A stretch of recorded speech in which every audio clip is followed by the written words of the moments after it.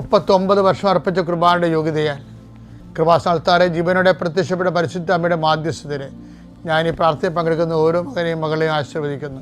ഇന്ന് നിങ്ങൾ പോകാനിടയ്ക്കുന്ന ദിക്കുകൾ, ഇന്ന് നിങ്ങൾ സംസാരിക്കാതിരിക്കുന്ന വ്യക്തികൾ, ഇന്ന് നിങ്ങൾ കയറി ഇറങ്ങുന്ന ഓഫീസുകൾ, ഇന്ന് കയറി ഇറങ്ങുന്ന സ്ഥാപനങ്ങൾ, നിങ്ങൾ ഒപ്പിടേണ്ട പേപ്പറുകൾ, കൊണ്ടുപോകേണ്ട രേഖകൾ കർത്താവിൻ്റെ നാമത്തിൽ ആശീർവദിക്കപ്പെടട്ടെ.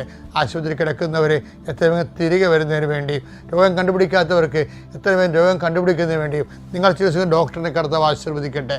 എൻ്റെ കർത്താവിന് ഉന്നതമായ വർഷങ്ങളായിട്ടും മക്കളില്ലാതെ വേദനിക്കുന്നവരെയും ഉള്ള മക്കൾക്ക് എപ്പിലെപ്സിയും അതുപോലെ തന്നെ രോഗങ്ങളും ഹൈപ്പർ ആക്ടിവിറ്റിയും അതുപോലെ തന്നെ ഓരോരോ ഓട്ടിസം പോലുള്ള രോഗങ്ങളൊക്കെ വന്നിട്ടുള്ളവർ അവരുടെ ആ കുഞ്ഞുങ്ങളുടെ ശിരസിൽ കർത്താവിൻ്റെ കാരുണ്യം ചൊല്ലി പ്രാർത്ഥിക്കുന്നു. അതിനെ വളർത്തുന്ന അമ്മമാർ കർത്താവിൻ്റെ നാമത്തിൽ അത് അതിജീവിക്കാനുള്ള കൃപയും ശക്തിയൊക്കെ ലഭിക്കട്ടെ എന്ന് പ്രാർത്ഥിക്കുന്നു.